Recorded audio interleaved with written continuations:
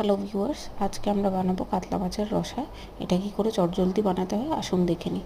প্রথমে আমরা নুন হলুদ কাতলা মাছে মাখিয়ে ওটাকে তেলে ভেজে নেব। তারপরে টমেটো, পেঁয়াজ, আদা, রসুন ওটাকে একটা পেস্ট করে নেব। আর টমেটো পেস্ট আমরা আলাদা করে রাখবো। তারপরে কড়াইতে তেল দিয়ে আমরা গোটা জিরে, গোটা গরম মশলা, লবঙ্গ, এলাইচি, তেজপাতা ছেড়ে দেবো, হলুদ দেবো।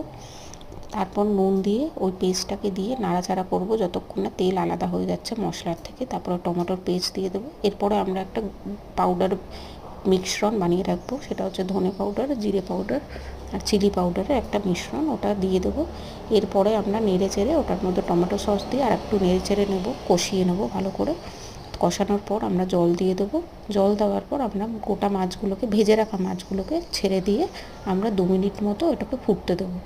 2 মিনিট ফোটা হয়ে গেলে তারপরে আমরা গরম মশলার গুঁড়ো আর একটুখানি ঘি দিয়ে ওটাকে আপনারা ধনে পাতা দিয়ে গার্নিশ করে নামিয়ে নিন। বাস হয়ে গেল আমাদের কাতলা মাছের রসা।